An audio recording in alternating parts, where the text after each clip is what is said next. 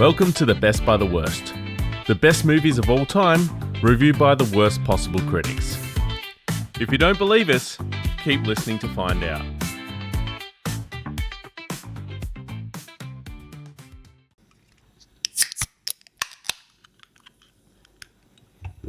Welcome back, Barrett. Thanks, boy. Probably shouldn't say welcome back, Barrett, when I'm in your house, but welcome back to your home, Barrett. Welcome back to the house. That only just fits. That's what she said. God. What are we drinking this week, boy?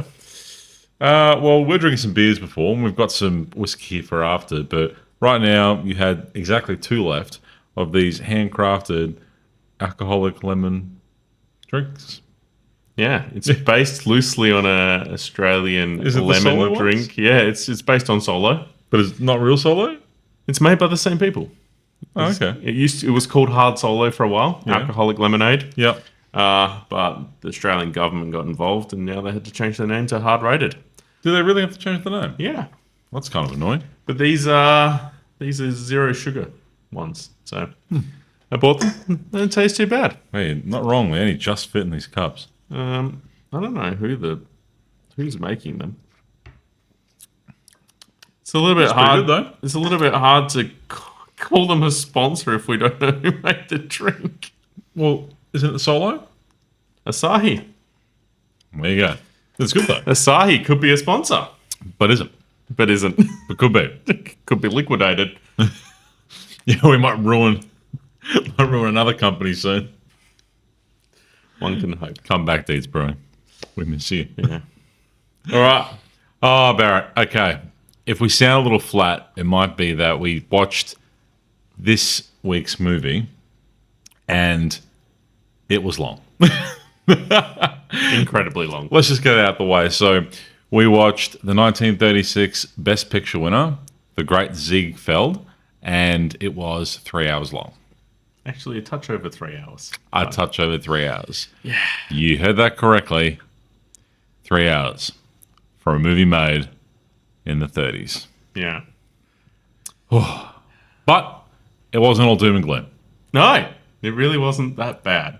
It was better than I expected, and we'll get to that at the end. Yeah. But whenever you watch a 3-hour movie in one sitting, you get a bit flat. So the beer certainly helped. This is certainly helping. Yeah. I'd also like to point out that I think it was, maybe it wasn't the last episode. The episode before we came in with the dimple here, and we said we started the podcast sober. We're on the flip side of that now because you can consume a lot of beers in 3 hours. And we couldn't do a 3-hour movie without consuming a lot of beers. So it is what it is.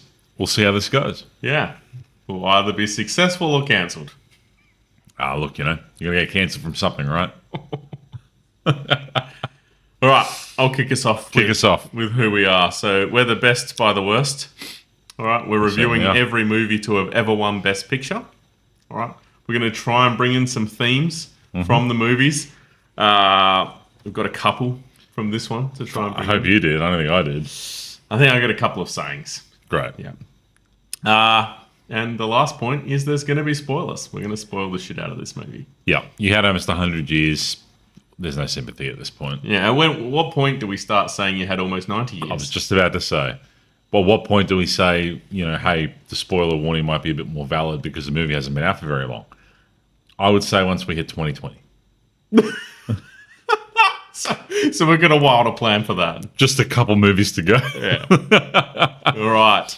Do you want me to intro the movie first, or do you want to? No, intro it away, boy. Go for it. All right. So, yes, as Alex said, we reviewed the 1936 winner of Best Picture, The Great Ziegfeld. Had a budget of $2.1 million. I didn't convert it. How much was it? 2.2? 2.1 million. I think I did see roughly on the internet, I saw some stuff on the internet that said, I think it was maybe like 40 I was going to say about 40 to 45 million. Yeah. Because I've got some other numbers in here, and I'll get to that with some of my fun facts. I'm doing some quick math in my brain, and I reckon then that overall budget should have been about 40 to 45 million. Yeah. Fair chunk for a movie. I'm now concerned that we have the same facts. potentially. Yeah. No, I dug up some cool stuff. Same. I think I also dug up some cool stuff. Good. All right, so the plot is... I started off writing that it was the story of Florence Edward Ziegfeld's life. Story's a strong word. It's like you said, it's a biography of him. He's a real person. It's a true story. How accurate everything is, obviously, but... I did see it described on the internet as a tribute to his life. Okay, fair. Yeah, so I think they embellished a few things. I think there was some more comedy put in it just to make it a little bit more lighthearted. Mm-hmm. Yep. But yeah, roughly followed his life. All right, he was a famous Broadway producer. Yep. And it sort of followed along from his uprising, his time through fame, and then his ultimate his eventual fade death. away. Yeah, his eventual death. Yeah. Yep. I will say along the plot, movie fast, lots of stuff happening. Yeah. Very slow. Yeah. Lots of stuff happening again. Yes. Towards the end. Yes. There was a big lull in the middle of the movie. There was a bit of a lull, and I guess for a 3-hour movie, it kind of comes with the territory. But I guess I thought for a 3-hour movie, it was going to be shit and really long-winded and drawn out. But I was pleasantly surprised that there was a fair good amount of story there, and it was overall well put together, so it made it a bit easier to watch. Yeah. But I think even if you're watching a 3-hour movie by today's standards, it's still a long movie. Yes, right? yes, very much so. So before we get neck deep into the movie and the plot, probably just touch on fun facts for 1936. This is my favorite part of the show. I'm glad I'm here to deliver. And I think, our listeners, it must be their favorite part of the show, because I've been looking at Absolutely. There's a graph you get of how long people listen for. I think they listen to the end of your facts and then turn us off. Fair. Exactly. They just want to hear me talk about some facts and they run away. That's where I would leave as well. Maybe we just change the whole show. Fun facts with Alex. Spin-off show. Yeah. Wow. I'm just a bit distracted because Barrett's got his TV over there showing slides of other movies, which you can't see on camera, and where it's just stopped right there. Barrett, just want to take note. What stuff do you watch? I don't know what that's from. Yeah. Next time, turn that off. It's a great distraction for me. Anyway. For anyone, nobody can see what that was. No. It was a man with his head deep in a woman's cleavage. I don't know. I don't know what that has to do with. Neither do I. Okay, so fun facts. Okay, so you'll get a bit of a theme here. It's pretty Germany inspired, and I think because a lot of things are happening in the lead up to World War II, so these facts kind of, they stand out to me. And a bit of a World War II buff, so I like them too. So if you don't, tough. Anyway, okay, so first fun fact. Adolf Hitler announces construction of the Beetle and Volkswagen, that offshoot of Volkswagen starts. Hey! Yeah. I didn't go into the detail, but I think it was with, the guy, the Porsche engineer. His last name is actually Porsche, and then they created Volkswagen. Story checks out. Pretty much the same car. People have described 911s as squash beetles for years. Yep. So, well, exactly. So the Beetle's announced along with Volkswagen overall. So great. Next point. The Hindenburg disaster happens. Oh, no. Yeah, also over Germany. Big kaboom. Yeah, I remember that as a child. I think... How old are you, Barry? No. There was I'm trying to remember. There was a thing on Microsoft called, World of Flight. Yeah. Or something it was on Windows 95, maybe. I think it was just a free add-on they put in with Windows 95. There was a whole section on the Hindenburg disaster. Do you remember when, the old days with the desktops, when you would get PC magazines and they would have those little demo discs and games, or just when you bought a computer, they'll just come with all these free shitty games? Yeah. Those are the days. And now you just get bloatware. Absolutely. And every game is, at least a few dollars in some app store. Well, or the game, you buy the game. Yep. And then you have to buy things within the game. Oh, you got to buy the rest of the game because they gave you 5% of the game. Yes. Yeah. Well, here. No, I'm not even going to go. We're not going down that path. That's not this podcast, but anyway. We've been reeled in for rambling recently, but we had a complaint come in. So yeah, do we call out who called us out? Nope. Fair play. We'll keep them anonymous for legal reasons. They know who they are, though. Yeah. They know. Okay. Next fact. So, the Berlin Olympics happens this year. So, this is obviously the lead up to World War II. The Olympics happened in Berlin. And I think there was a lot of spiciness around that time because of Nazi power and power at this time. But they still held the games. Okay. So I thought, okay, but that wasn't the part that stood out for me is this case that caused a lot of controversy at the time where some Californian American tourist named Carla DeVries or something, I'm not exactly sure on the pronunciation, but she was basically in the area after like a sprinting not an activity, but game. You know, there was a sprinting going on. The running. I don't do a lot on that, so... That event, that's the word I'm looking for. So the sprinting, that event completed. And she was somehow pretty close to Hitler and seemed to like really like him or thought he was swell and went in for the kiss. Tried to kiss Hitler. Yeah. And he's there sitting in the stands, you know, again, like right basically on the field. That's why she was able to kind of lean over. And the security staff are all around him. And you could see he's trying to pull away. And she misses the first one and then just basically grabs him and lands the second one. Like... in a genuine way, like she really wanted to kiss him. Thought he was great for whatever bloody reason, and he's kind of like shrugged it off. And then after that, though, he was not happy. Sacked the security team because she was able to fucking land this kiss on him. Banned that footage because it was all caught on camera. You could see it. Banned it in Germany. Caused a bit of an uproar. I thought, well, there you go. I wonder if she regrets kissing him. I was going to say now, but afterwards. I did check. She is dead. Yeah. I didn't see anywhere that she said she was, you know, that she regretted it, but who knows? Anyway, but yeah, I thought that was pretty funny. And Australia fact, I like this one. Ooh. This was good. So in this year, the last known Tasmanian tiger dies at Hobart Zoo. Last known. Yeah, I've heard lots of rumours that they're still getting around the old thylacine. Yeah, there's for anyone that doesn't know, international listeners, we once had this creature called the Tasmanian tiger. And Tasmania is this little island, you know, in the southern part of Australia, but it's still part of Australia, but it's not connected to Australia. Yeah, it's the kind of island where your mother's your sister. A little bit. Wow, it's a big call. Most Tasmanian listeners, mate, you just completely stabbed them in the back. But anyway... So they had this Tasmanian tiger, and it's a real thing. And well, you have to Google to see what it looks like. But I think they were a pretty ferocious creature too. In any case, I think they were, you know, hunted to extinction basically. And they had this one left at Hobart Zoo in 1936, and that was the last known one or confirmed one to die. But since then, there's been a lot of talk that, you know, they're still out there. I just think it's dogs. Nah, they got old photos and stuff. There was definitely a tiger, Tasmanian tiger. No. I think like the recent sightings of dogs. Yeah. Who knows? Look, I hope there's still a few out there. It's always sad when, you know, the human race kills something to extinction and we're pretty fucking good at it. So yeah, buffalo.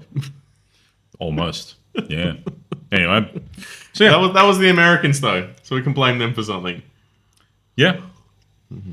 All right. So back to the movie.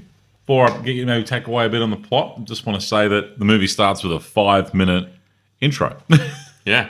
Called Overture.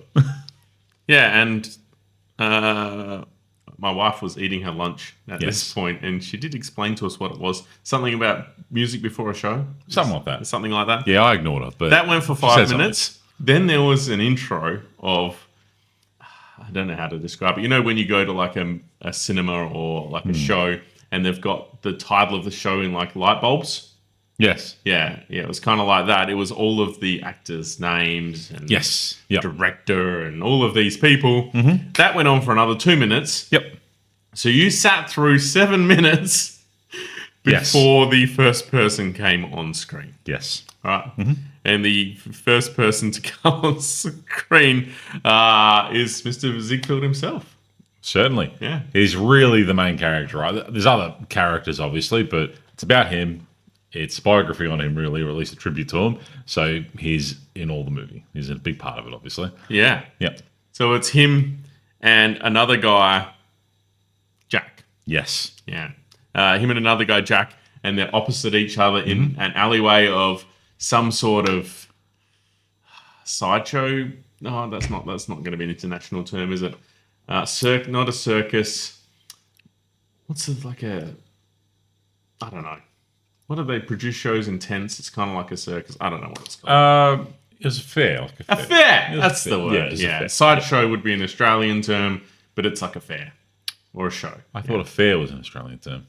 Yeah, maybe. Anyways, Anyway. they're there. They're competing, trying to get people to come into their shows. Yep.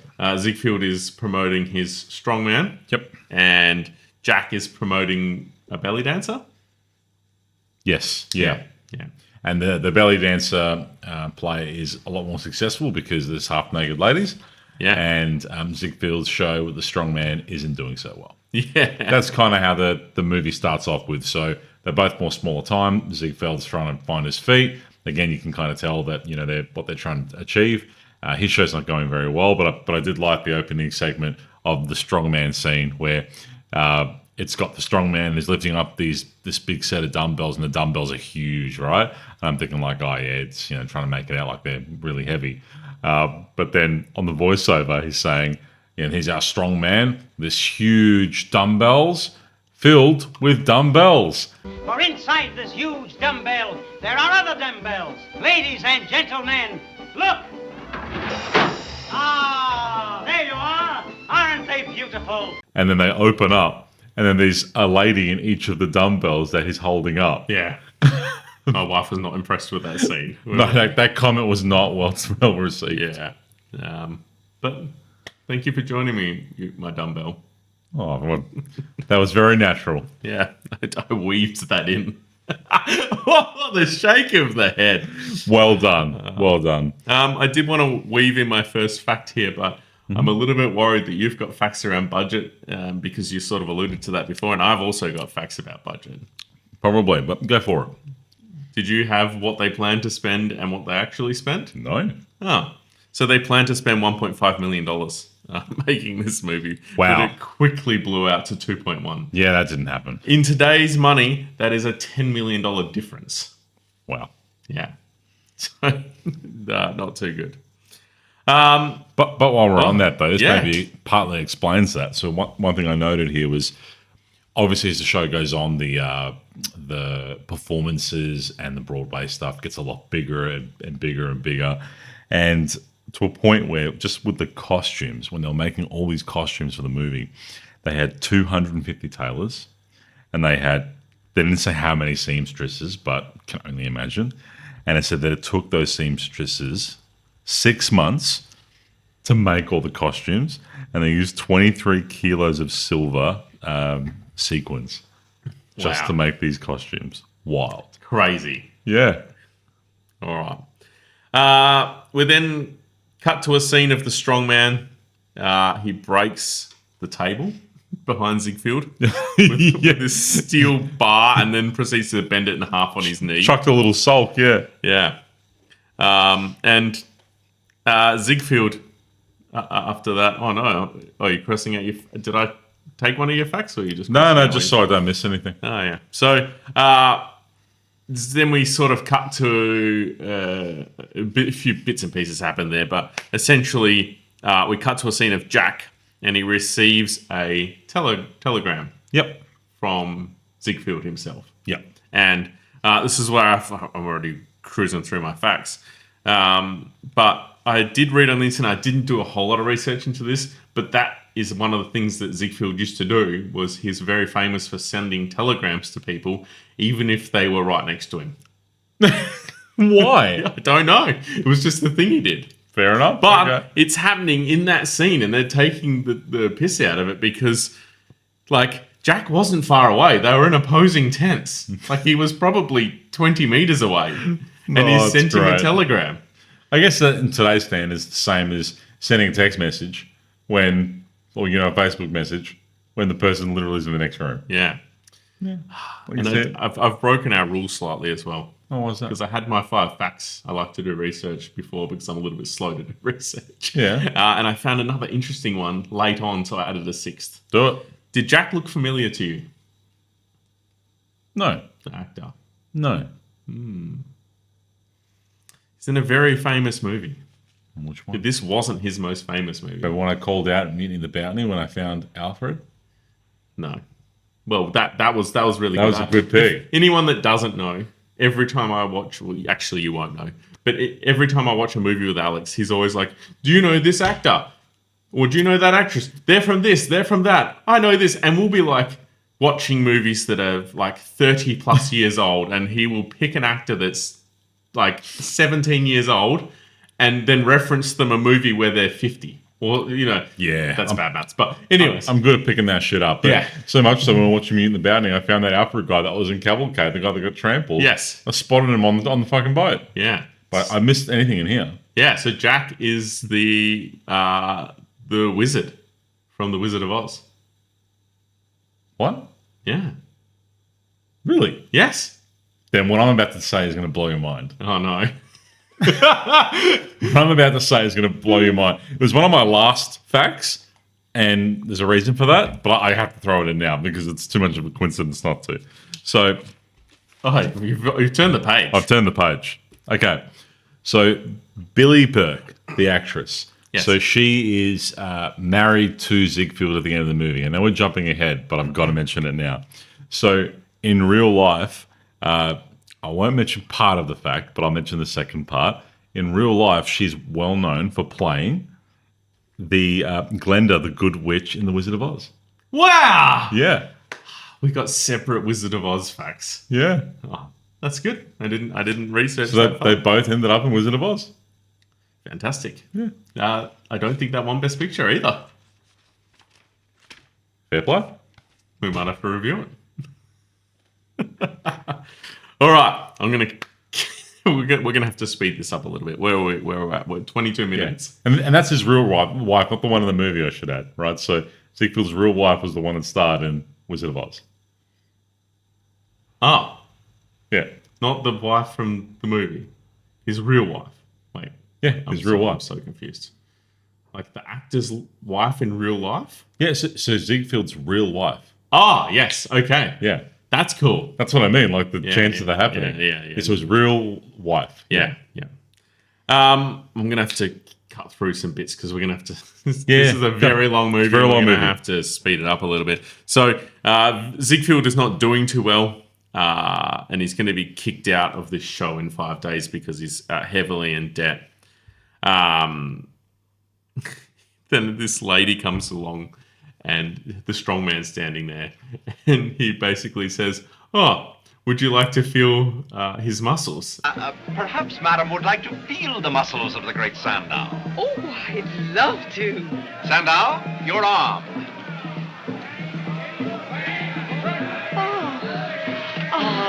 And this lady goes, oh, yes, and feels his muscles and then immediately faints because his muscles are so big. And then he sort of changes the show around so that everyone just comes to see the strongman's muscles. Yeah. What I really liked as well is, he was a big dude, but he wasn't really big by today's standards. No. And it's really always fun to see what they think a big dude looks like before steroids came about. Yes. Side note, I really hope they get the steroid Olympics off the ground. Have you heard about this? No. Oh, they want to start a new Olympics that they allow doping. I remember you telling me about this. Yeah. Have I mentioned it on another episode? Probably. No, just separately. We talk a lot of shit even outside of this podcast. So. All right. So you're right. So then he sees a business opportunity there. So he then starts marketing the strongman for the purposes of, ladies touching him and touching his muscles. And then his show becomes, it's got now that sex appeal that his show was lacking versus the belly dancers from across the road. Yeah. And he takes over and his show starts to do really well. We then cut to a really peculiar scene, and I don't want to dwell on this too long because I found it quite uncomfortable to watch. Yeah. But it's Ziegfeld goes back home to visit his dad. Yeah. And there's Dr. Ziegfeld of some kind.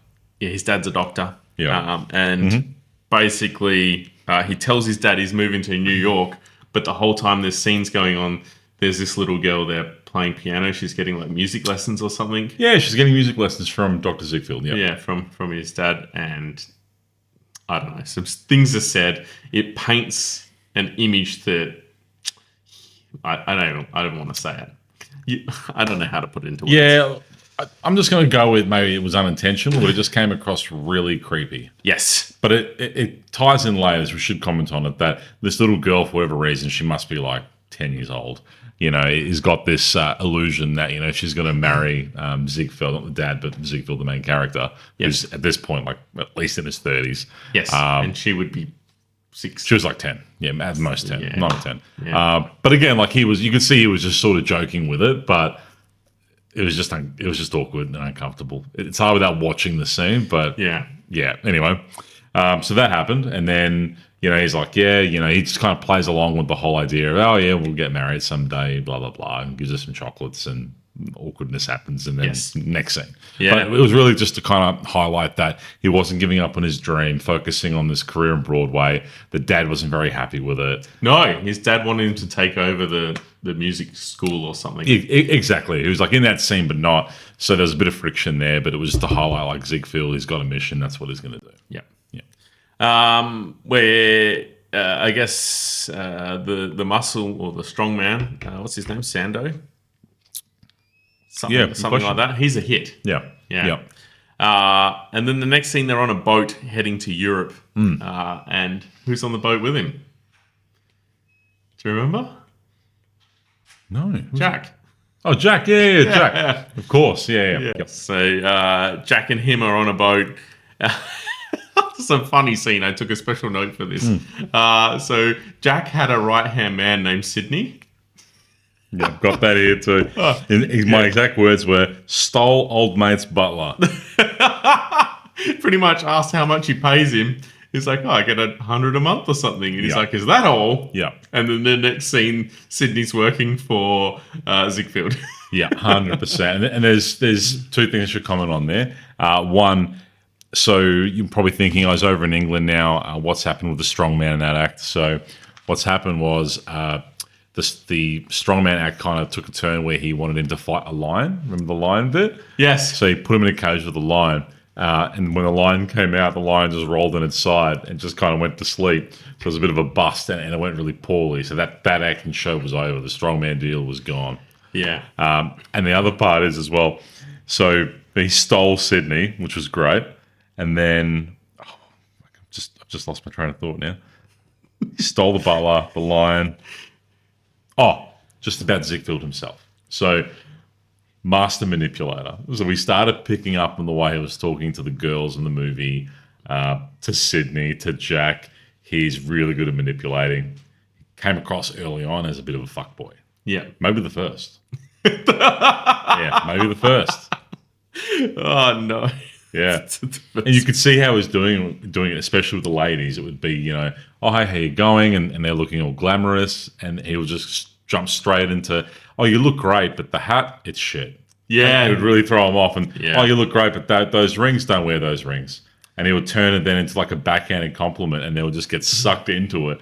I'm thinking, this guy, he's out of control. He was the king of negging. Oh, master nigger. Yeah.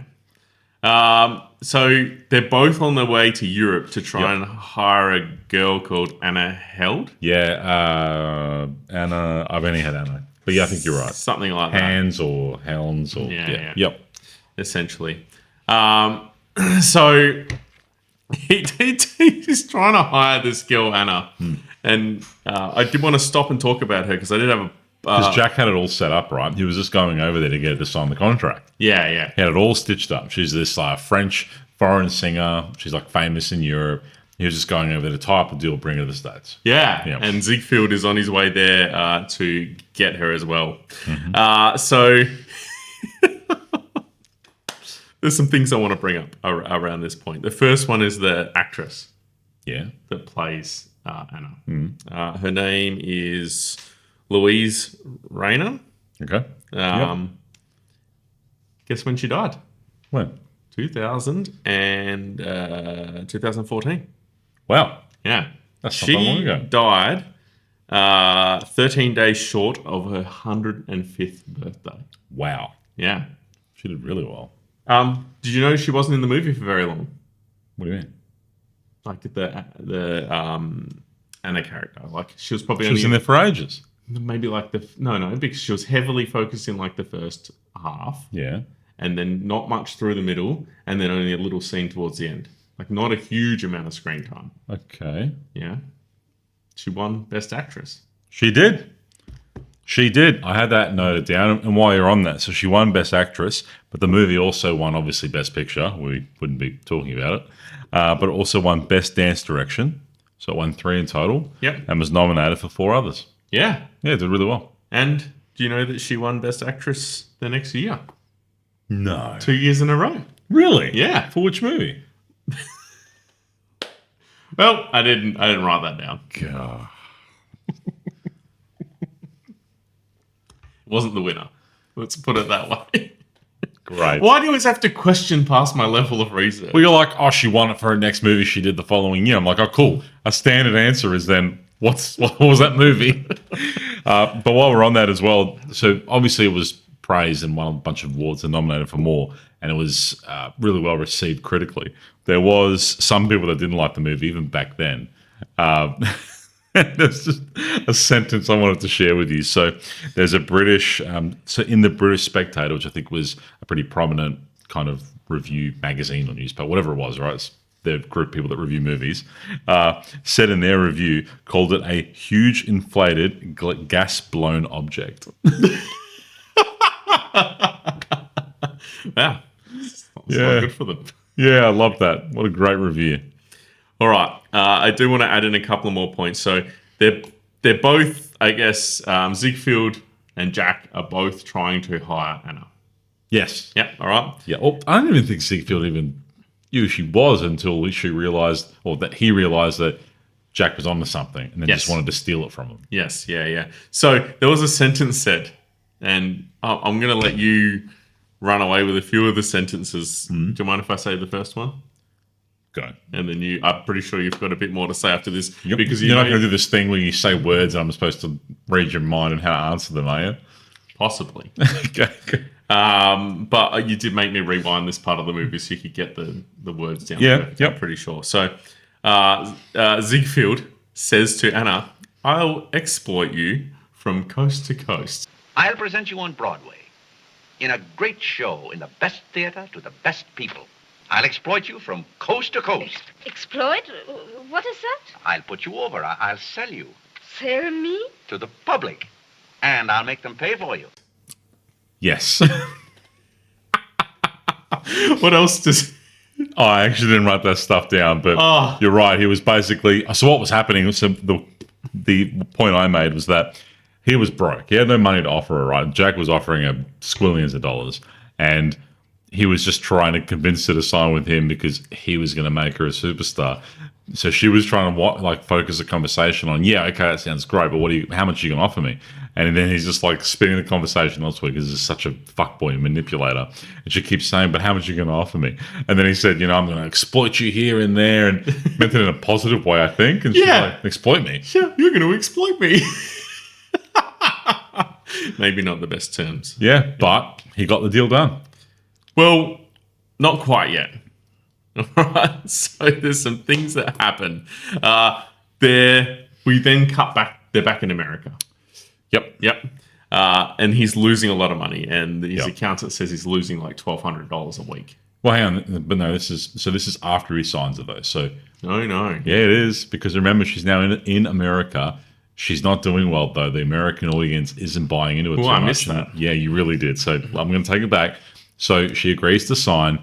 We don't really see that part, but the next scene is back in America where she did sign and she's now singing in these shows, and he's trying to make her a star, but the audience isn't really buying into the act. Yeah. So he's losing a lot of money every show. She's getting frustrated because she's not this big star she was in Europe. Yes. And that kind of friction's happening there. Yeah. So before we go to the next step, though, is something I wanted to mention. As they're showing like her singing, and she's a good singer and all that, and she's singing in these shows, the audience are there with the little binoculars watching her, and I'm thinking, whatever happened to the binoculars? The binoculars you'd have in the theatre and the shows and be able to see them better. Where did they go? Why did that stop? Do you reckon you'd be looked at weirdly if you turned up to a modern movie with a set of binoculars and set up the back end? Maybe a movie, but plays and stuff, we still go to them today. They're not eradicated. Yeah. So why is it though we don't have little binoculars? When was the last time you went to a play? I went to the ballet, the Nutcracker here in Perth. And did anyone have binoculars? No, but why not? Could you see what was going on? Yes. Ah, But I would have liked the binoculars. yeah. Would have made it better. Yeah, especially for blind people. Or people, that struggle with sight. Ah, yes. Thank you.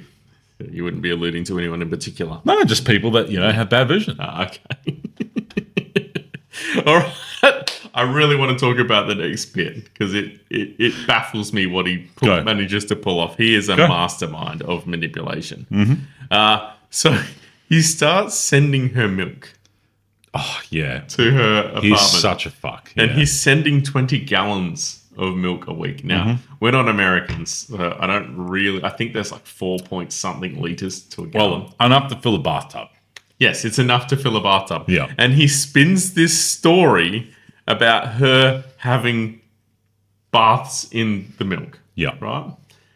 He's been sending this 20 gallons of milk every day and putting it on some sort of credit account and then manages to get himself sued for not paying his milk bill. Yeah, because he's got no money. Yeah, and the suing ends up on the front page of the paper. Yeah. And he's done all of this just to get free publicity. Yeah. Yeah, exactly. And a it works a mastermind. treat. It does. It works a treat. Yeah. So she's not very happy with it, but again, he just convinces her that it's for the good of what they're trying to do. Also, you can see now that, she's into him, he's into her, and that there's more going on than just a professional relationship. So that's starting to come out. So he convinces her that this is for the good. And it does work. So then it shows her, going to the next play. It's a full house. The girls are talking about how the milk is making her skin look so good. Oh, yeah. Bathing in milk. And so it works. Yeah. Yeah. So she's starting to do really well. Doing really well. And it's kind of like there's time skips in this movie, and it doesn't really tell you how much time has gone by. You just have to piece it together. So it's right around this time where she's doing really well now. The shows are going really well. And we kind of work out that they're married. Yeah. Ziegfeld and her are married. Yeah, that's not explained at all in the movie. No, there's a note and some flowers that she receives, and it's in there. It's got him that he said wife, and we're like, they're married. And then he's getting her all these other jewelry and gifts, and it comes out that they're married and they're kissing, and we're like, okay, so that's happened. Yeah, and she's really successful. And at the same time, we're trying to process that, but then the next information that comes out is he's trying to now start a spin-off show.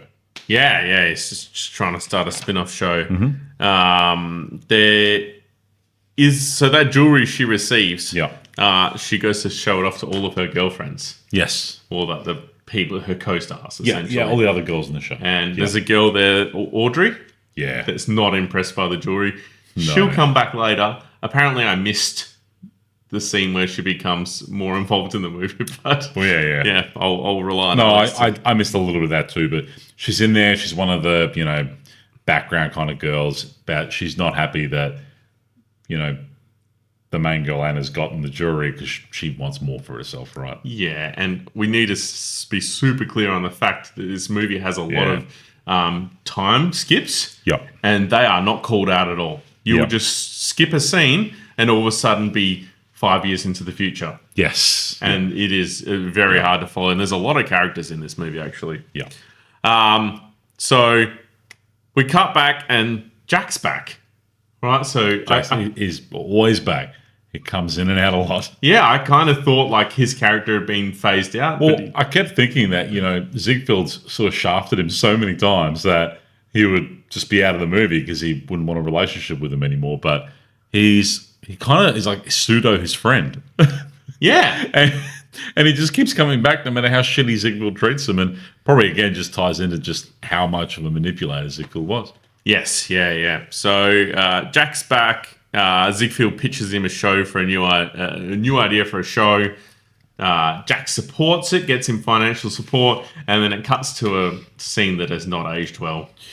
No, and that's a man singing on stage in full blackface, massive blackface. All right, but skip right over that. Yep.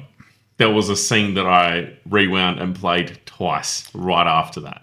Did you remember what that was? It was a cowboy. I think it was a cowboy. The guy was playing around with the rope. Oh, yes. Yes, tell me about the rope. That was cool. There's a guy playing around with like a a lasso. I don't know. I'm not American. Yeah, it's supposed to be like a cowboy for the play. And, Cowboy-ish. Yeah. And he's like flicking around this rope, and he flicks the rope in such a way that it ties itself in a knot midair. Yeah. And then hangs down in a knot. So and then cool. flicks it again, and the knot comes out. Yeah, and it's doing it for real. You can see it. Yeah, there's no special effects or anything like that. This actually happened. It was impressive. Yeah, very, very impressive. So, surprise, surprise, that show happens, and then Ziegfeld's running low on money again. The new show? Yeah. Yeah, and it does focus on the new show a lot, right? He calls Yes. it his first folly. Folly was the word that he used. Yes.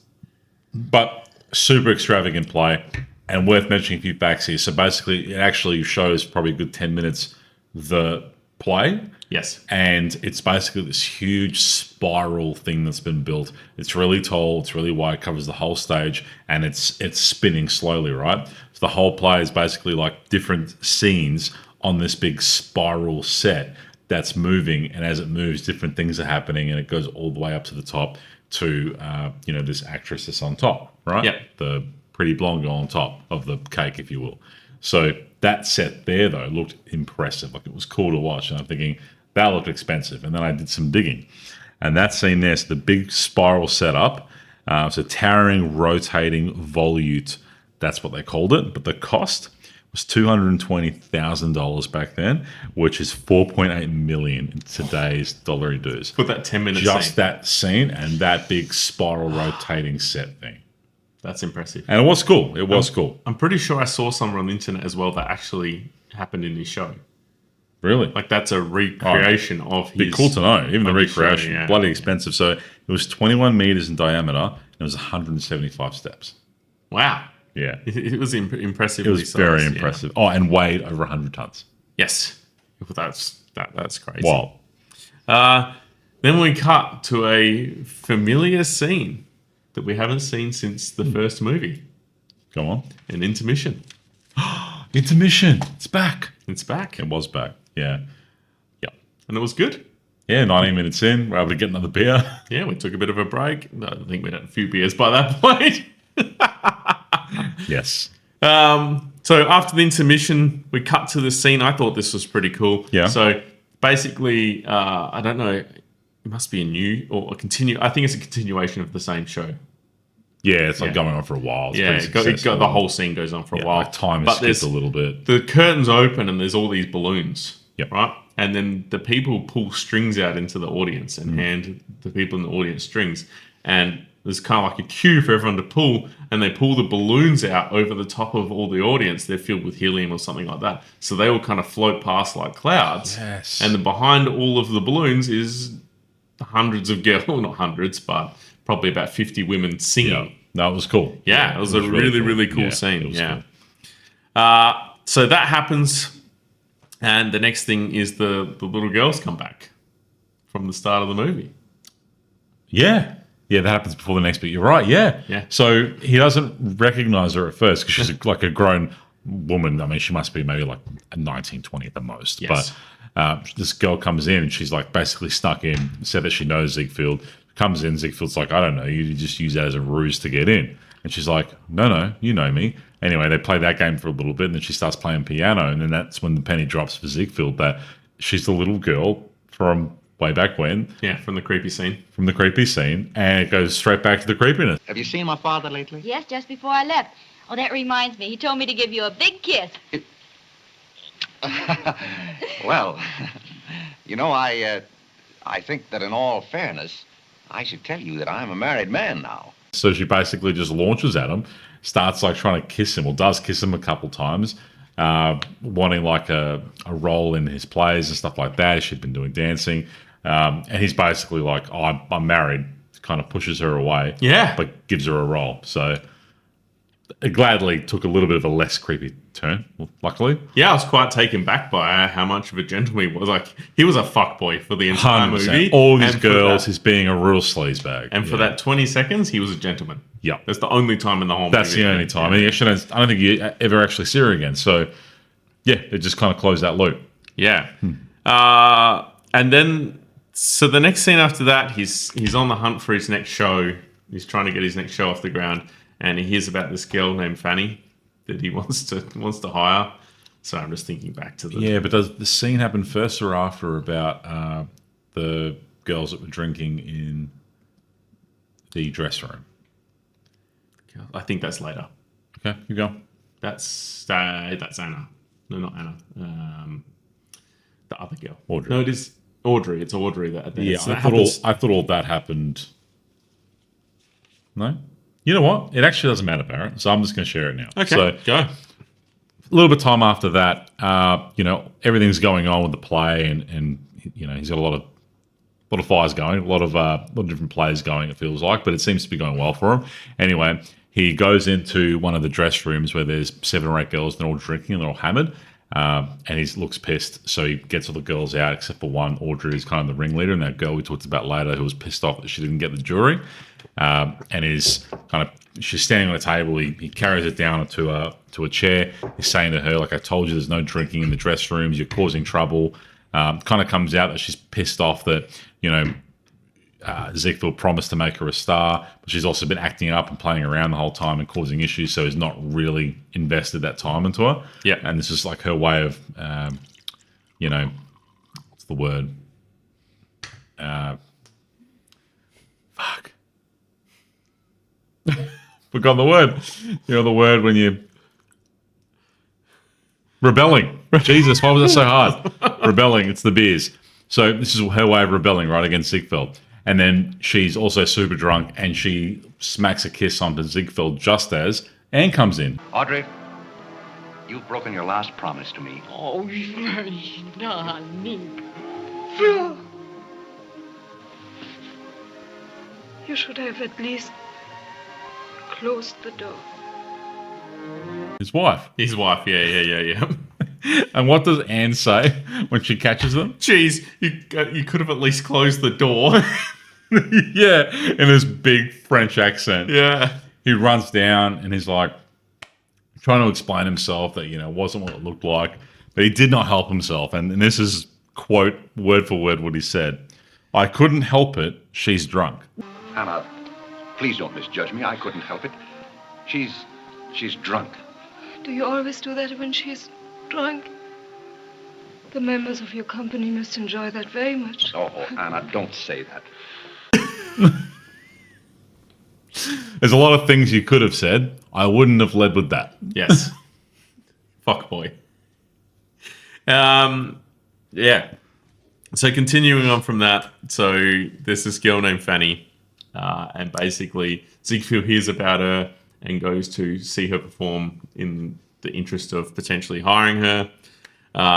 He watches her perform, is impressed, gives her a jacket, or Yes. sells her a jacket, but then gives the money back. It's a bit weird. Yeah. But essentially convinces her to come and be in his next show. Yeah. I did have a point to drop in there. Oh, man, I've got so many. This movie was so long, I had to take so many notes that it's all getting a little bit mixed up. Several people played themselves in this movie. Oh, Yeah, Fanny was one of them. there you go. So Fanny was a famous Broadway actress. Yeah. Cool. And so she played herself, and there was another girl named Harriet that also played herself. Yeah, because there was a fair few people in here that you could see them actually in the Broadway scenes. And they could dance and tap dance and sing. Like, they knew what they were doing. They weren't just actors and actresses. So. Very much so. Yeah, Yeah, 100%. Yeah. Yeah. So yeah, the next thing that we see after that is he owes a lot of people money. He's obviously kissed the girl that he wasn't supposed to. Yeah. And he's, I guess he's in his office, I think it is. And his opening sentence is, "Did you send her flowers?" And I presume he's trying to smooth things over with his wife, who he's essentially cheated on. Yeah. And he's a little bit concerned. So, A little bit concerned, yeah. did you send her flowers? He doesn't have enough money to proceed. The bank has refused to increase his loan. Yeah. And then Audrey comes to visit him and breaks his elephant. Yes. Yeah. Yes, that's when it comes out that, hey, you promised to make me this big star, all these empty promises. He's trying to explain, well, I was willing to do that, but you're a mess. Yeah. So I didn't.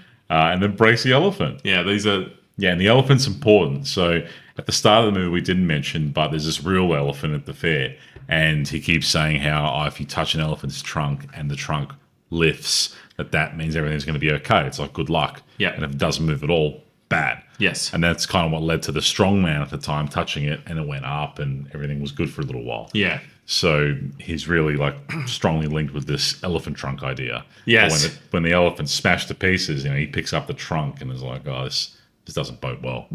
Yeah. It's kind of like ceramic elephant. Yes. Just for anyone that didn't watch the movie, which is all of you. All of you. Yeah. I doubt anyone's seen this movie, to be honest. But if you have, let us know. Yeah. But who comes in to save the day, to give him money once again? Old mate again. Jack. Yeah. Bloody Jack. Yeah. I don't know why he keeps helping him, but he does. And then we see a montage, much shorter than previous montages we've seen. Yes. But it's just a whole lot of successful shows rolling through. Yeah. Yeah. Yeah. Mandy would have been very appreciative of how short this montage was compared to the last one. Yeah. We then they're at we then cut to a scene where they're at a dance or a ball or something like that. Yes. And he's talking to this girl. And this girl's... That Jack was there to dance with. Yeah, so Jack brought this girl to dance with her. Yeah. And Ziegfeld's talking to her out on a balcony. Yeah. And she doesn't know who he is. Yeah. And she's like, I don't know if I'd really want to meet Ziegfeld. Why doesn't she really want to meet him? Yeah, well, she says for a number of reasons. First of all, heard that he's a big womanizer and ladies' man, but, basically a piece of shit, which, he kind of was. And then she's also saying how, I bet if I saw him, he would have a big belly and be pudgy. Yeah, I feel called out. Yeah, 100%. Just because you have a big belly and you're pudgy doesn't mean you're not a good bloke. Yeah. Yeah. Yeah. We would not have done well. Anyway, in the 30s. Ziegfeld, he didn't have those things. He was a skinny little actor. So No, yeah. and then basically Jack comes in, she realizes who he is, and then very quickly they're together and they get married. Yeah, so her name turns out to be Billy. Yep. And yeah, as you said, in the very next scene, they're married. And in real life, that's what happened. When he divorced Anna, Yes. he married the other one within 12 months. Wow. So as fast as it happened in the movie, it was very fast in real life. Yeah. We have a scene after that of Anna really wanting Ziegfeld back.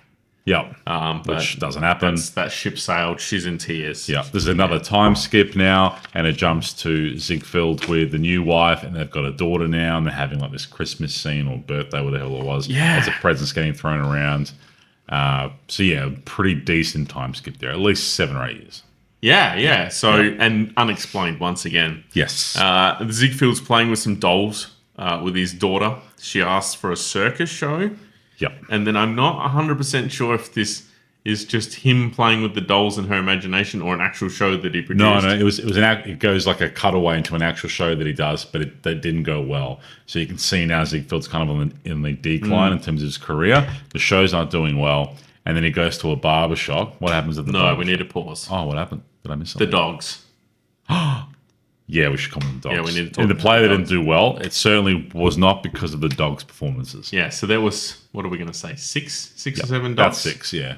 What were they? To me, they looked a little bit like greyhound. They did heads, kind of look like greyhounds, but they're those very greyhounds with lots of fur. but Yeah. the bodies were a bit more chunky. We do not know dogs. I think they're like a British breed.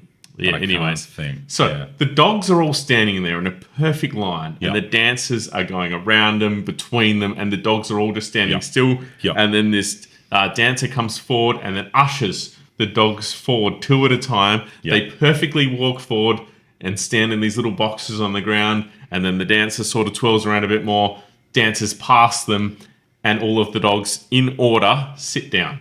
They were good boys. I don't know how they filmed that. That baffles good. me. Yeah. Potentially how many takes they would have taken. Oh, they did it.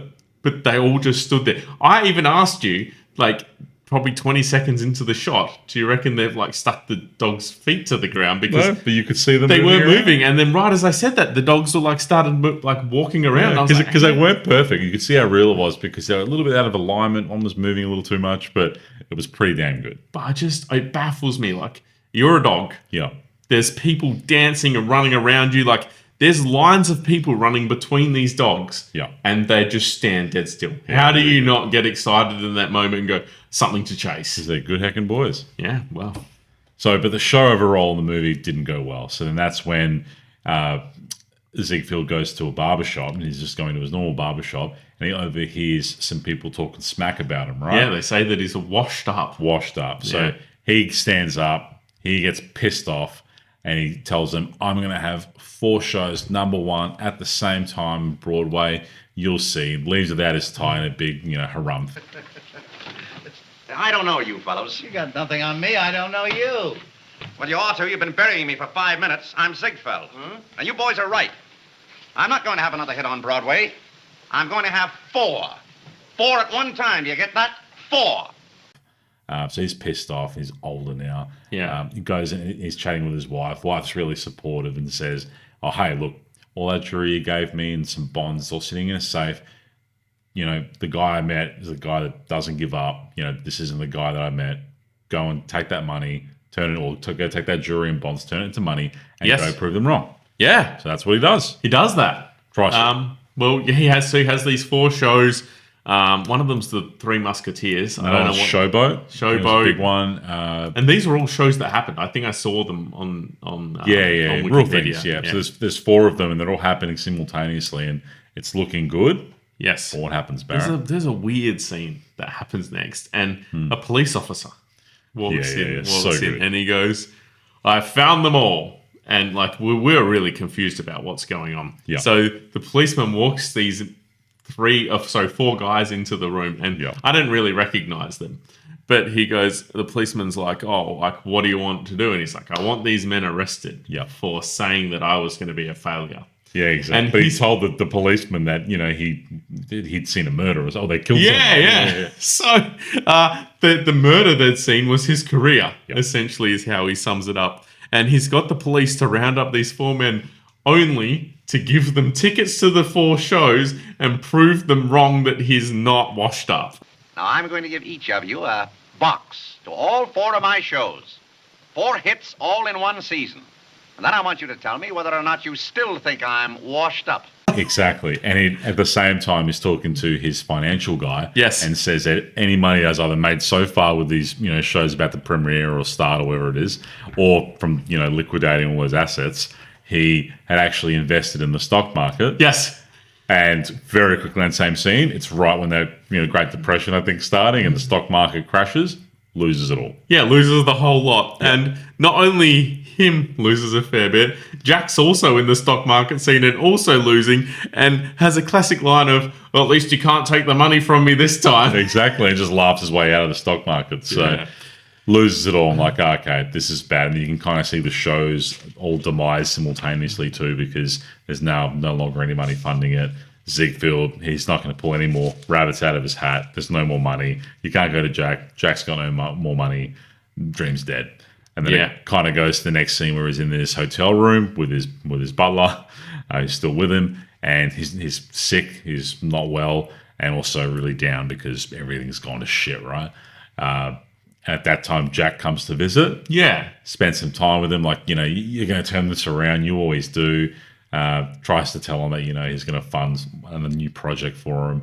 But Ziegfeld knows he has no money because he also collapsed in the stock market crash. Yeah. So they reminisce a bit about the old days. They're planning sort of one last show, and he's like, I'm going to get all the old stars together. We're going to have one last show. Like, it's going to be fantastic.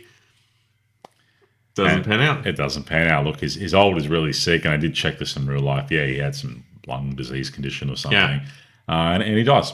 Yeah.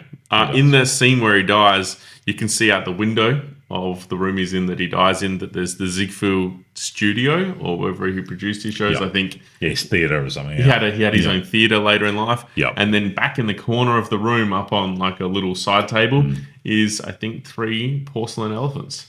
Yes. So the elephants really just continue to carry through. Yeah. But look, Ziegfeld's dead. It's all over for him. It does lead me to the other half of that comment I made about his, real wife. So in real life, like he left his wife riddled with debt because of the stock market disaster.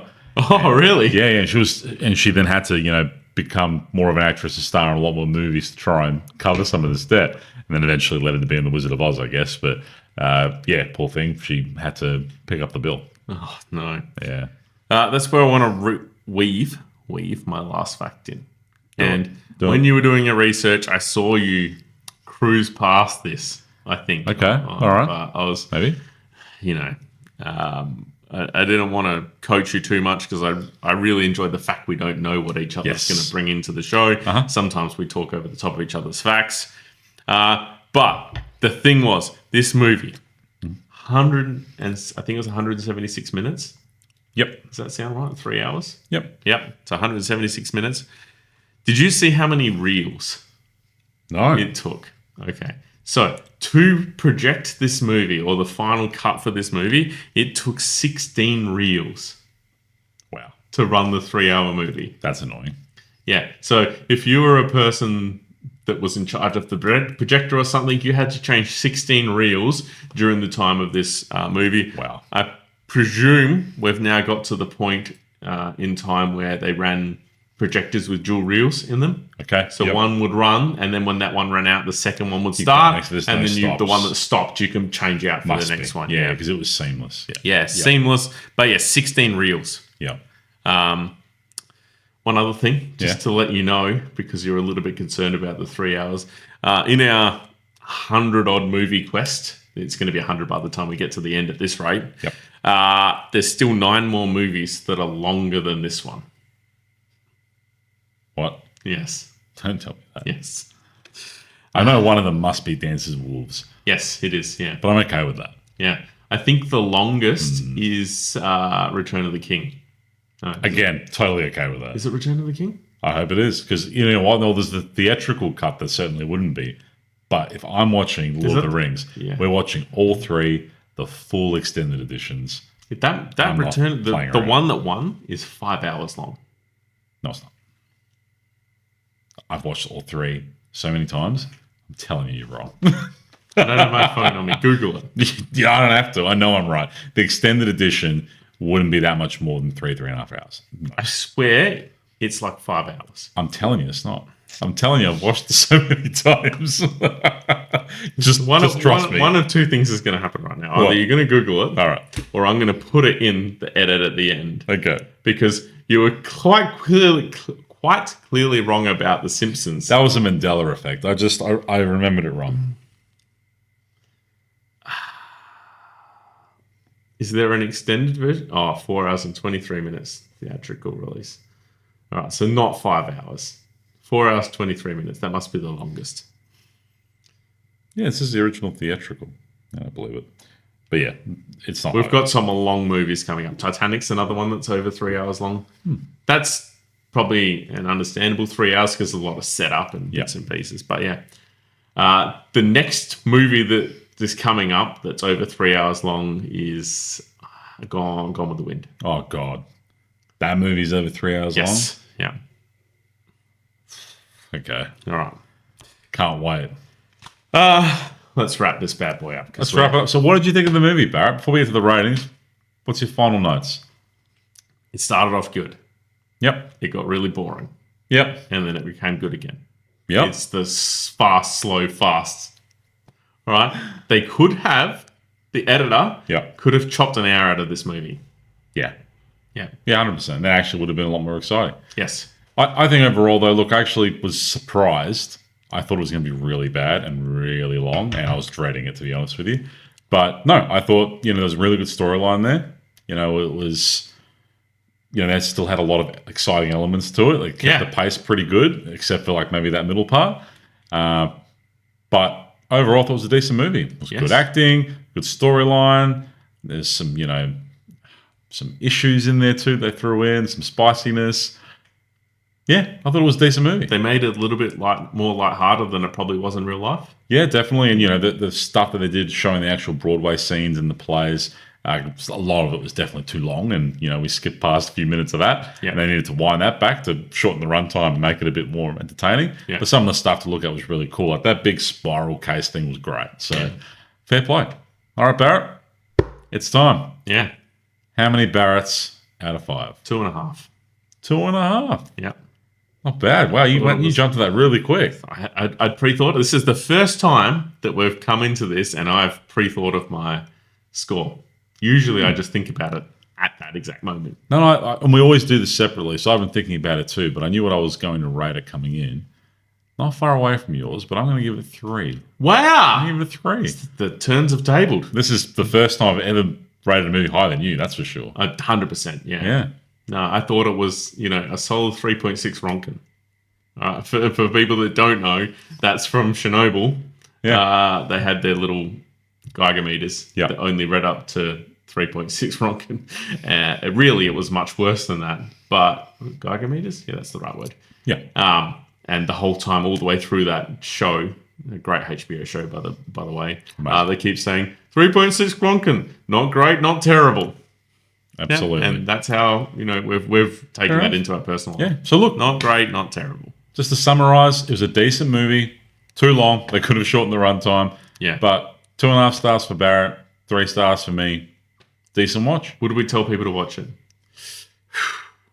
It depends on the context. I think if they were really struggling to find something to watch, yes. If not, maybe not. You kind of had to have exhausted all of Netflix by the time you got to. Look, there's some garbage on Netflix. I would definitely say watch this before that. But yeah, it was decent. Yeah. Cool.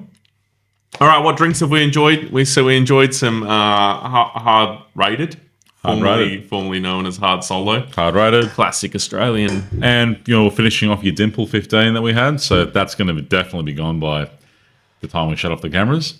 And another good episode down. Yeah. Next week. Ooh, next week. The great. No, I'm going to get the title wrong. Something about Amelia. Wow, you biffed this. Tune in next week for Watch a Movie that we forgot. Yes, we have forgotten. Do we have a special guest next week? I do want to get one in for it. All right. We'll leave it at that, but we'll see how we go on the guest. If I can secure the guest I want to get, I can promise you the next episode's going to be funny. Oh, I know who you're thinking of. Yeah. I'm all in. All right. We'll see you next time. Tune in next time.